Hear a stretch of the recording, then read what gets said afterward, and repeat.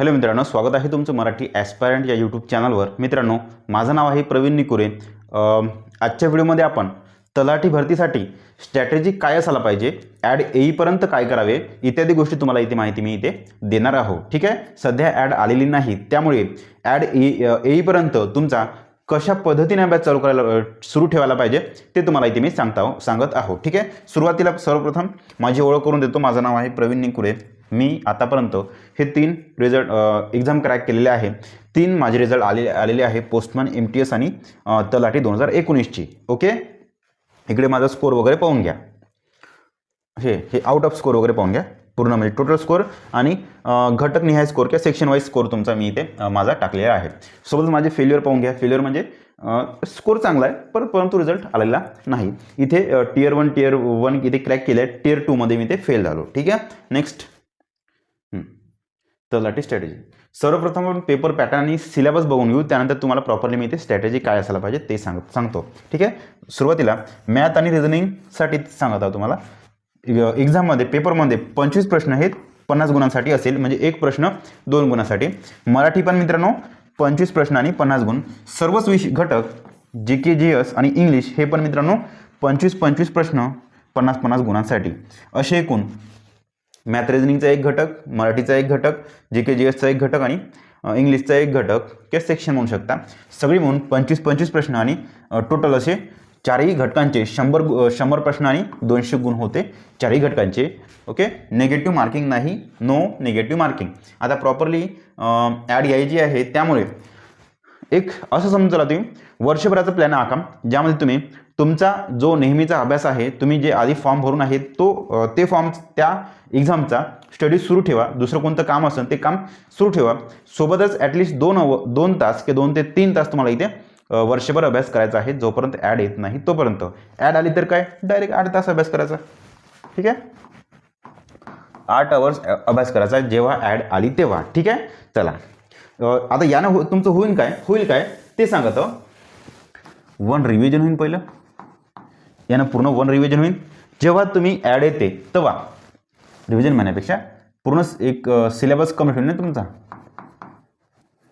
Syllabus complete होईल आणि add आल्यानंतर तुम्हाला 2 ते 3 महिने भेटते तेव्हा तुमचं रिव्हिजन होते। ठीक आहे, 2 ते 3 महिने भेटते तेव्हा रिव्हिजन होते। फर्स्ट रिव्हिजन आणि सेकंड रिव्हिजन तुम्ही क्विक रिव्हिजन किंवा फास्ट रिव्हिजन पण तुम्ही करू शकता शेवटच्या 15 दिवसामध्ये, 2 ते 4 दिवस एका सब्जेक्टला देऊन।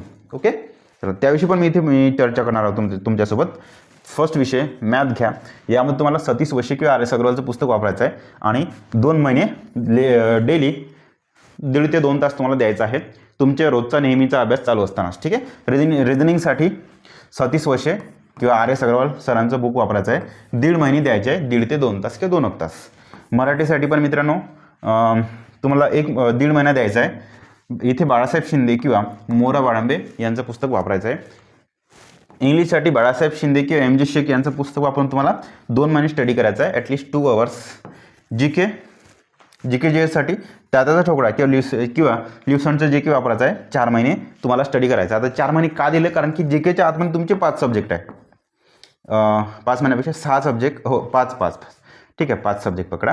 आता जो 6वा GKच्या आतमध्ये विचारते, करंट विचारते, तो सेपरेटली टाकला इथे, कारण की तुमचा जास्तीत जास्त एक्झामचा फोकस तुमचा GKचा करंट बेस असतो। यासाठी तुम्हाला अभिनव पब्लिकेशनचं वार्षिक पुस्तक किंवा इयरबुक वापरायचं आहे किंवा पृथ्वी परिक्रमा। आता हे तर एक तर वार्षिक वापरा किंवा 6 महिन्याचे वापरा, 2 किंवा सहसा डायरेक्ट वार्षिकच वापरा। हे 1 मंथ, ठीक आहे, 1 मंथ याचा स्टडी करायचा आहे। ओके, आता मित्रांनो हे झालं तुमचं जवळपास 1 वर्ष होत आहे, 1.5 आणि 1.5 3 महिने, 3 आणि 2 5, 5 आणि 2 7, 7 आणि 4 11 आणि 11 आणि 1 12, एकूण 1 वर्ष होत आहे तुमचं।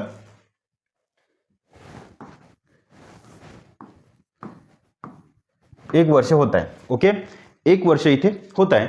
आता बघा, सध्या ॲड आलेली नाही, त्यामुळे तुमचा जो कोणता फॉर्म भरून असेल, जो कोणता फॉर्म भरून असेल, जो स्टडी सुरू असेल तो स्टडी कंटिन्यू ठेवा। त्या स्टडीला सोबत मित्रांनो 1.5 ते 2 तास इथे तलाठीच्या अभ्यासाला द्या, जर का तुमचं फायनल फोकस तुमचा तलाठी असेल तर।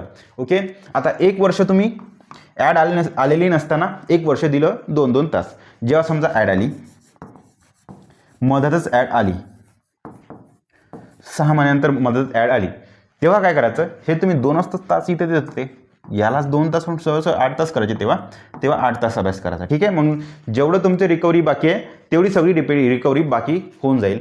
समजा इथे तुम्ही 2 तास स्टडी करत होते, 6 मंथ स्टडी झाला तुमचा, 6 मंथ स्टडी झाला, 6 मंथचा स्टडी बाकी राहिला. ठीक आहे.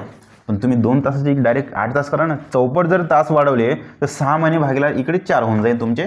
4 दुणे 8 4 1.5 महिन्यामध्ये बाकीचा उरलेला स्टडी तुमचा होऊन जाईल, जसं की आपण इथे काढलेला आहे. ठीक आहे. जर तास आपण चौपट केली तर लागणारा कालावधी 4 पटनी घसरून जाईल. ठीक आहे.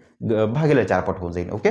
इत्यादी पद्धतीने तुम्हाला इथे करावं लागेल, म्हणजे जेणेकरून तुमचं वर्ष कंप्लीट व्हायच्या आधी, आय रिपीट, तुमचं वर्ष कंप्लीट व्हायच्या आधी अभ्यासाची लिंक जुळ असताना सिलेबस कंप्लीट करायच्या पिरियडमध्ये 1 वर्षाच्या आधी जर तुमची ॲड आली तर 2 तासाचे 8 तास करा, डायरेक्ट 10 तास करा, जेणेकरून तुमचा तो स्टडी लवकर होऊन जाईल, सिलेबस लवकर कंप्लीट होईल. बस सुरुवातीच्या 15 दिवसामध्ये ॲड आल्यानंतर सुरुवातीच्या 15 दिवसामध्ये तुमचा सिलेबस कंप्लीट होऊन जाईल ॲड आल्यानंतर, आणि त्यानंतर जस्ट 2 ते 2.5 महिन्यामध्ये तुमचं रिव्हिजन होऊन जाईल. ठीक आहे. आशा करतो मित्रांनो सगळ्या गोष्टी तुम्हाला इथे समजलेल्या असेल.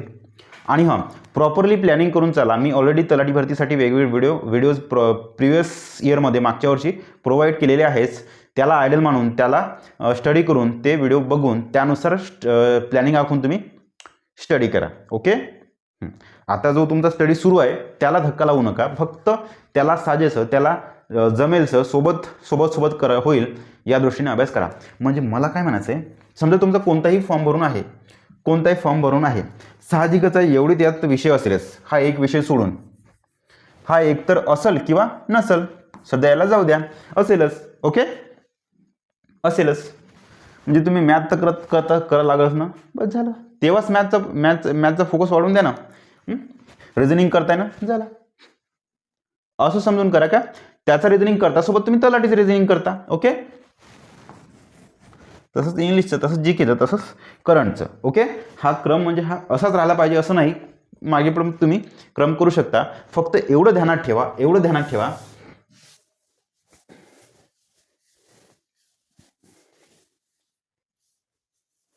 की एखादी भरती तयारी करता ज्यामध्ये मॅथ, रिझनिंग आणि जीके एवढेच घटक असन, मॅथ, रिझनिंग, जीके, करंट एवढे घटक असन, तर तुमचे एवढे घटक झाले तलाठीचे पण, एवढं समजून जा. जेव्हा ती एक्झाम होऊन जाईल, जेव्हा ते संबंधित एक्झाम होऊन जाईल, तेव्हा तुम्ही बाकी मग इंग्लिश पण करायचं आणि मराठी पण करायचं. ओके.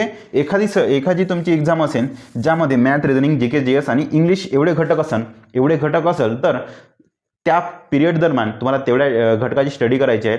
नंतर ती एक्झाम झाल्यानंतर तुम्हाला मराठीची पण करायची आहे. ठीक आहे. त्या एक्झामचा रिझल्ट, त्या एक्झाम दिल्यानंतर, संबंधित एक्झाम दिल्यानंतर त्या रिझल्टचा वाट पाहायच्या आधी करायचा आहे. रिझल्ट आल्यानंतर मग तर काही विषयच नाही. ओके. आशा करतो मित्रांनो व्हिडिओ आवडला असेल. जर व्हिडिओ आवडला असेल तर एक छोटासा लाईक करा आणि कृपया व्हिडिओला शेअर करा. ठीक आहे. आणि हां, जोपर्यंत ॲड येत नाही तोपर्यंत प्रॉपरली एका लिंकनी स्टडी सुरू ठेवा, एका वेने स्टडी सुरू ठेवा. ॲड आल्यानंतर तुमचं प्लॅनिंग स्ट्रॅटेजी बदलवा, चेंज करा. ओके. ॲड यायच्या आधी कुठेही प्लॅनिंगमध्ये तफावत येऊ देऊ नका, फारशी तफावत येऊ देऊ नका. ठीक आहे. थँक्यू.